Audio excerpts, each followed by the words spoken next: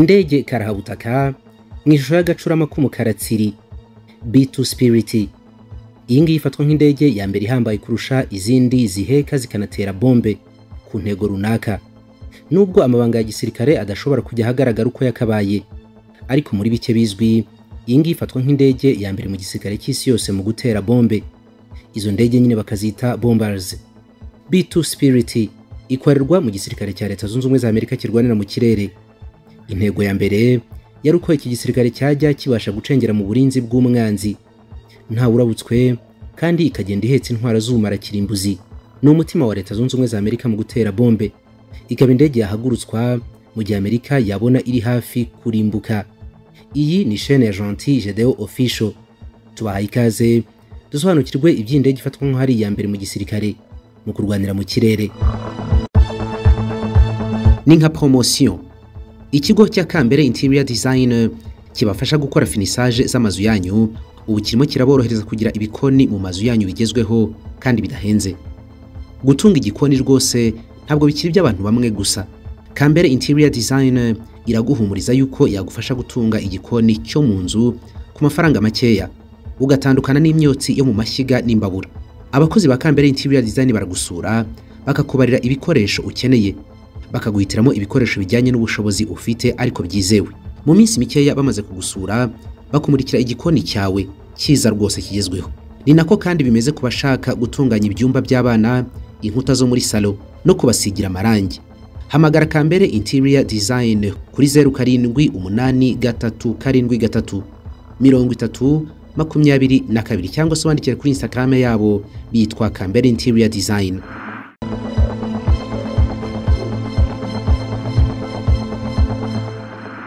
B2 Sprit irihariye cyane mu gihe indege zisanzwe ziba zifite igice cyo hagati, kikaba ari nacyo cy'ingenzi cyane wakwita nk'igihimba cyangwa se fuselage, ndetse n'ikindi wakwita nk'umurizo. Indege y'agacurama ya B2 yo ishingiye cyane cyane ku mababa yayo, nta fuselage nta n'umurizo igira. Muri aya mababa niho irunda ibitwaro byose iba yikorejwe. Ifite ubushobozi buhambaye bwo kuba itajya ibonwa mu bwirinzi bw'umwanzi. Kubaka iyi ndege hifashishijwe ubuhanga bwa mudasobwa bwo gukora design bwa CAD hamwe n'ubwo kuyubaka nanone bwa CAM bufite ikoranabuhanga ryihariye. Izi ndege muri Amerika zifite abapilote kabuhariwe bagera kuri 80 bashobora gusimburana. Buri ndege itwarwa n'abapilote babiri cyangwa se batatu, ariko akenshi baba ari babiri. Umwe wicara ibumoso ni nawe ubutwaye, undi akicara iburyo. Uyu wicaye iburyo aba afite inshingano zo kumenya no gukurikirana misiyo indege iriho. Buri ndege kandi iba ifite umupilote wa gatatu w'agateganyo ushobora gukenerwa igihe bibaye ngombwa. Igihe iyi ndege ihagurutse igiye ku rugamba, umupilote umwe ashobora kwirwanisha, undi nawe akaba yakora ibindi nkenerwa mu ndege nko gutegura ibyo barya n'ibindi. Amerika yayihaye ubushobozi budasanzwe haba ku rugamba no mu kiguzi. Ubu ngubu B2 Sprit igenewe gusa kuba yahagurutswa ari uko Leta Zunze Ubumwe za Amerika zugarijwe cyane ku kigero cyo hejuru ku buryo wenda yabigiye no kurimburwa. Ni indege yakwifashishwa mu bitero bya nyuma igihe Amerika yabirimo itsindwa. Nta kindi cyakorwa mu kurinda igitinyiro cy'abanyamerika uretse gukoresha intwaro z'ubumara Kirimbuzi. Iyi ndege kandi ikoreshwa mu gihe Amerika ibona hari intego igomba kurimbura byihuse cyane, kandi iyo ntego ikaba iteje Amerika akaga gahambaye. Iyo hari ubwirinzi bw'umwanzi byagoranye cyane kubwinjiramo ku kigero cya nyuma, B2 Sprit niyo yitabazwa, ubundi ikaba yahagira umuyonga nk'ako kanya. Yakozwe mu gihe cy'intambara y'ubutita. Ikorwa ryayo byagizwe ibanga rikomeye cyane kugera imuritswe. Ibikoresho bya gisirikare bikorwa muri ubu buryo. Imishinga yabyo bayita iy'umwijima cyangwa se Black Project. Ni umushinga wa gisirikare uba uzwi n'abantu mbarwa kandi bizerwa cyane. Umushinga wa B2 Sprit niwo wagizwe ibanga ku rwego ruhambaye, kimwe n'indege za Lockheed F117. Abantu bose bakoze ku mushinga w'indege ya B2 bari barakizwe mu cyiciro cy'abizerwa cyane ku rwego rwo hejuru. Ishami ryo mu gisirikare rya Leta Zunze Ubumwe za Amerika kirwanira mu kirere rishinzwe ubutasi byafashe igihe kinini cyane cyo kubanza kubigaho no kubakoraho iperereza. Buri wese kugira ngo yinjire mu mushinga yabanzaga kurahira yuko azabika akanarinda amabanga y'akazi.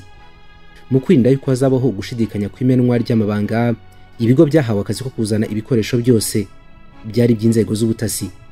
Buri kanya buri wese yabaga acungwa bikomeye cyane. Abasirikare bakuru ba Leta Zunze Ubumwe za Amerika bambaye igisivili nibo bigenzuriraga uyu mushinga n'ibikorwa byawo byose. Ubwiruka umushinga w'ikorwa ry'indege bwageze naho hafi amakuru yose yimwa ibiro bishinzwe ubugenzuzi n'iperereza ku ikoreshwa ry'imari y'igihugu n'abagize Kongere ya Leta Zunze Ubumwe za Amerika kugera mu myaka y'igihumbi 1980. Ikigo cya Northrop ubu gisigaye cyitwa Northrop Grumman nicyo cyari ingenzi cyane mu ikorwa rya B2. Ibindi bigo bikomeye cyane nka Boeing, Haize Aircraft isigaye yitwa Raytheon G hamwe na Vought Aircraft byose byari byungirije mu gukora iyi ndege. Mu gihumbi 1984 umukozi wa Northrop witwa Thomas Cavanaugh yatawe muri yombi ari kugerageza kugurisha amabanga akomeye cyane ya Leta Zunze Ubumwe za Amerika ku Basoviyete. Ni amabanga ku ikoranabuhanga rya bomba kabiri yari yarakuye ku ruganda rwa Northrop rwitwa Pico Rivera. Uyu mugabo yahise akatirwa burundu hajya mu gihome ahantu hihariye. Mu bihumbi 2001 yaje kurekurwa by'agateganyo. Bwa mbere B2 yamuritse ku itariki 22 y'ukwezi kwa 11 mu gihumbi 1988 ku kibuga cy'ingabo z'abanyamerika zirwanira mu kirere Plant 42 muri Palma del California. Ahangaha ni naho indege yateranyirijwe. Imurikwa ryayo ryari ryitabiriwe n'abantu batoranyijwe, kandi nabo ntabwo bari abantu babonetse bose, ariko beretswe neza nyirizina iby'iyi ndege. Gusa abayobozi b'ikinyamakuru Aviation Week baje kuvumbura yuko ikirere cyo kidakumiriwemo ibikorwa, maze bakoresha amafoto yo mu kirere cyangwa se foto aérienne babasha kubona amakuru yisumbuye ko yari yatanzwe mu muhango wo kuyimurika. Mu kwezi kwa 10 kwa 2005 umuhanga Noshi Gowadia wakoze by'umwihariko ku ngufu z'indege ya B2 yatawe muri yombi kubera ko ashinjwaga kugurisha amabanga akomeye cyane afitanye isano n'iyi ndege ngo yabigurishije ku Bushinwa. Gowadia yahamwe n'ibyaha akatirwa gufungwa imyaka 32 mu gihome. Mu ndege zakoreshejwe mu ntambara, B2 Sprit niyo ndege ihenze kurusha izindi zose kugera n'uyu munsi. Igisirikare cya Leta Zunze Ubumwe za Amerika kirwanira mu kirere gifite indege nk'izo ngizo 20 gusa. Impamvu nuko indege ihenze cyane kongeraho gushaka kwiharira ikoranabuhanga riyigize. Mu ntangiriro y'umushinga byari byateganyijwe ko azakorwa indege 132, ariko byaje kurangira zigabanuwe hakorwa 75. Mu ntangiriro z'imyaka y'igihumbi 1990 ubumwe bw'Abasoviyete bwarasenyutse. Ibyo byahise bikuraho impamvu nyamukuru y'umushinga wo gukora bomba kabiri. Intego y'izi ndege kwari uguhangana n'ubumwe bw'Abasoviyete. Bitewe n'igitutu yarakomeje gushyirwaho na Kongere y'Abanyamerika kubera akayabo k'amafaranga agenderaga kuri izi ndege. Mu ijambo rye ryo mu gihumbi 1992 rigaragaza uko igihugu kimeze, Perezida George Herbert Walker Bush yatangaje yuko hazakorwa indege za B2 20 gusa. Gusa mu gihumbi 1996 ku butegetsi bwa Bill Clinton, nubwo byari byemejwe yuko hazakorwa B2 20 gusa, haje kubakwa indi ndege ya 21 yihariye yo yashoboraga no kuba indwanyi. Mu gihumbi 1995 ikompanyi ya Northrop yagejeje ku gisirikare cy'Abanyamerika kirwanira mu kirere umushinga wo kubaka izindi ndege 20, buri imwe ifite agaciro ka $563 z'amadolari y'Abanyamerika. Uyu mushinga wakomeje kuba ikibazo gikomeye cyane ku basora bo muri Leta Zunze Ubumwe za Amerika kubera ikiguzi cyawo cyari kiri hejuru cyane. Mu gihumbi 1996 urwego rushinzwe ubugenzuzi kw'ikoreshwa ry'imari y'igihugu no gukora iperereza kuri Kongere y'Abanyamerika rwitwa General Accounting Office rwahishuye yuko mu ndege zose zikoreshwa mu gisirikare cy'Abanyamerika kirwanira mu kirere, B2 bombers arizo ndege zaba zihenze cyane birenze urugero. Uru rwego rwagaragaje yuko iyi B2 izaba ikubye inshuro 3 zose izindi ndege rutura zari zararahiriwe muri Leta Zunze Ubumwe za Amerika za B1B. Izi ndege za B1B ku mwaka buri imwe yagendagaho $9.6 million.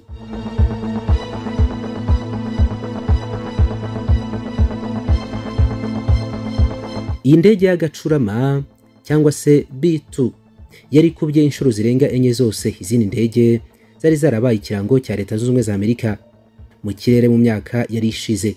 Ni indege za B-52H nazo zari ubwoko bw'amabombers. Izi ngizi zose imwe yagendagaho akayabo ka $6.8 million buri mwaka. Mu kwezi kwa 9 kw'igihumbi 1997 Iyo B2 bomba yakoraga urugendo rw'isaha imwe gusa, byabaga ngombwa yuko biraza gutwara amasaha 119 kugira ngo ikorwe maintenance cyangwa se isubizwe uko yahoze imeze, ugereranyije na za ndege zindi ebyiri rutura tumaze kubona za B52 yo byasabaga amasaha 53 gusa, naho B1B yo bigasaba amasaha 60 ziri gukorerwa maintenance cyangwa se amavugurura ku rugendo rw'isaha imwe gusa indege yabaga imaze gukora. Impamvu y'uko gukoresha cyane kwa B2 ni ubuhanga buhambaye cyane cyangwa se stealth ikoranye. Ifite ikoranabuhanga rya nyuma kugeza n'uyu munsi, aho radari zitabasha kwicira iryera, kandi ikagira umwihariko wo gukoresha cyane amababa yayo kurusha igihimba. Ibyongera kuri ibyo nuko indege ya B2 ifite uruhu cyangwa se kiriya gice kigaragara inyuma ntabwo gisanzwe. Biragoye cyane yuko ari ikoranabuhanga rikoreshwa mu isanzure ritari igisirikare cy'Abanyamerika kirwanira mu kirere ryapfa kubasha kubona ubushobozi bwo kwiga kuri iyi ndege. Maintenance ku ndege za B2 byemezwa ko nibura yabaga hari akayabo ka miliyoni 3.4 kuri buri ndege mu gihe cy'ukwezi kumwe gusa. Mu kwezi kwa munani hari mu 1995 urwego rushinzwe ubugenzuzi n'iperereza ku mari y'igihugu na Kongere y'Amerika muri raporo yarwo rwashoye yuko indege za B2 iyo ziri kwababa mu kirere mu gihe cy'imvura y'umurindi zitabasha gukora neza. Iyo mvura wabaga ibasha kubangamira imikorere y'ikoranabuhanga izi ndege zikoranywe. Ikindi kandi radari z'iyi ndege nta bushobozi zari zifite bwo gutandukanya imvura nyinshi cyane ishobora kuba ikibazo n'ibindi bintu bishobora kwitambamira mu kirere. Ibyo byatumaga izi ndege zitabasha gukora akazi kazo mu gihe cy'imvura. Kuba zitarabashaga gukora nk'uko bikwiye mu gihe cy'imvura nyinshi byatumye ku gaciro kayo hongerwaho ububasha bwo kubasha gukora nk'ibisanzwe mu gihe cy'iyo mvura nyinshi mu kirere. Mu kwezi kwa 10 1996 byanditswe yuko igisirikare cya Leta Zunze Ubumwe za Amerika cyakoze byinshi cyane mu gukemura icyo kibazo cya radari n'irindi koranabuhanga. Umushinga wose uko wakabaye wo kubaka izi ndege wari miliyari 44.75 n'amadolari y'Abanyamerika. Bivuze yuko buri ndege imwe yabarirwaga miliyari 2.13. Harimo spare parts zayo cyangwa se ibyuma bishobora gusimbura ibindi, software yikoresha hamwe n'ibindi bintu byose by'ingenzi biyigendaho. Mu 2010 byemejwe ko mu rugendo rw'isaha imwe yonyine B2 bomba yatwaraga amadolari 135,000. Ni igiciro gihanitse cyane.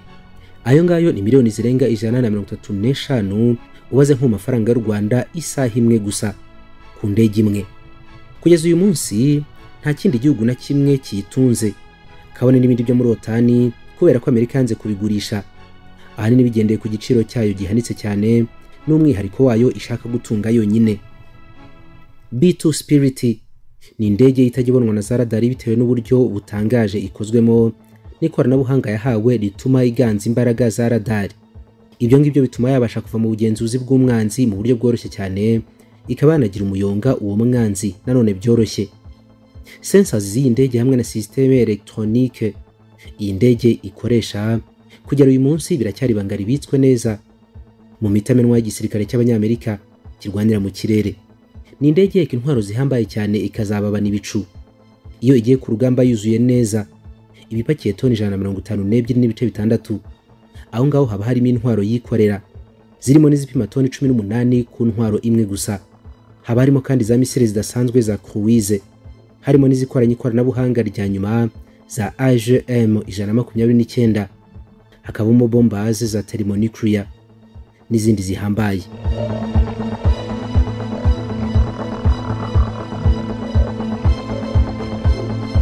Ni indege ishobora kuguruka ku ntera y'ibirometero 12,000 idahagaze kandi itarongera kunywesha amavuta. Kugera ubu ngubu byemezwa yuko ariyo ndege y'intambara muzo mu bwoko bw'amabombazi ya mbere ihambaye cyane imaze gukorwa aha ku isi. Kwigenzura ntabwo wabyigezaho. Yahamagariwe umurimo wihariye cyane mu gucungura Leta Zunze Ubumwe za Amerika mu gihe urugamba rwaba rugeze ahakomeye. Iyi ndege yogoza ikirere bwa mbere mu 1989 yakozwe n'uruganda rwa Northrop Grumman rwo muri Pico Rivera muri Palmade muri California. Indege 20 gusa ubu nizo ziri mu kazi, ziparetse kuri Whiteman Air Force Base muri Leta ya Missouri. Bwa mbere ikoreshwa ku rugamba hari muri operation Iraq Freedom yo mu 2003 Amerika ihanganye na Saddam Hussein, ndetse yongera gukoreshwa muri operation Odyssey Down muri Libya mu 2011 nabwo Amerika yari ihanganye cyane na Colonel Muammar Gaddafi n'ingabo ze. Ni indege ishobora gutumbagira mu bushorishori bw'ibicu ku butumburuke bw'ibirometero 15 ihetse bya bitwaro biremereye. B2 Sprit ishobora kugenda ku muvuduko w'ibirometero 1010 ku isaha, hafi umuvuduko w'ijwi. Ni indege amahanga menshi atinya, yahariwe Leta Zunze Ubumwe za Amerika, nta bandi bayifite. Ifatwa nka bomba ya mbere cyangwa se za ndege zikorera amabombe niyo ya mbere. Iyi ndege ifite ubushobozi bwo kurwana intambara zidasanzwe mu masaha 36 yose itarongera kunywesha amavuta cyangwa ngo iruhuke. Ibitwaye n'abakomando kabuhariwe 2 cyangwa se 3. Amababa yayo afite uburebure bwa metero 52. Aya mababa abafunzeho intwaro ziremereye cyane. Uburebure bwayo kuva ku kizuru kugera inyuma ni metero 21, ni mu gihe kujya hejuru ipima metero 5. Iri yonyine nta kindi kintu yikoreye iba ipima toni 62, ariko iyo yuzuye ihagurutse ibishobora gupima toni 152.6. Iyi ndege yiswa agacurama nk'uko ishusho yayo ibigaragaza, ikoresha amababa cyane cyane kurusha ibindi bice. Mu ntangiriro twabonye yuko igisirikare cy'Abanyamerika kirwanira mu kirere cyashakaga gukora indege 132, gusa byaje kurangira hakozwe indege 21 gusa bitewe n'ubushobozi buke bw'amafaranga no kuba icyo zari zigambire cyari kimaze gusenyuka. Ni ubumwe bw'Abasoviete. Mu 2008 indege imwe muri zingizi yiswe uducurama B2 Sprit bomba yakoze impanuka irashwanyuka burundu, bituma hasigara 20 gusa ziri mu kazi. Muri iki gihe bomba kabiri ifite ubushobozi bwo kwikorera ibisasu 16 karahabutaka bya AGM 158A JASSM n'ibindi bya AGM 158B JASSM-R by'ubwoko bwa cruise missile ziterwa mu kirere. Izo misile z'ubwoko bwa stealth zikoranye ikoranabuhanga rya nyuma rituma zibasha kwinjira muri systeme z'ubwirinzi zose nka systeme z'Abarusiya zitwa S-300. Izi ndege zose zikorera imitwe y'ibisasu cyangwa warheads zemewe ku rwego mpuzamahanga kuba zakoreshwa mu ntambara. Indege ya B2 ishobora kurekura iyo mitwe y'ibisasu bitabaye ngombwa yuko ibanza kwinjira muri zone y'ubwirinzi bwo mu kirere. Rwagati mu 1970 nibwo abahanga mu gukora indege z'intambara bageze ku nyigo y'uburyo bushya bwo gukwepa misile z'umwanzi n'ibisasu birasa izo misile bizwi nka interceptors. Ubwo buryo bwitwa stealth, ikoranabuhanga rya nyuma muri misile. Ubwo buryo bw'ikoranabuhanga rihambaye bwagombaga kujyana n'izindi ndege zifite ubushobozi budasanzwe bwo gukwepa burundu imboni za radar. Indege zifite iryo koranabuhanga rya stealth zifite ubushobozi bwo kugurukira hafi y'amatware y'umwanzi, radar zitaziciye iryera. Ibyo ngibyo kandi biziha kuba zagaba igitero zitagombeye ubufasha bwa za radar.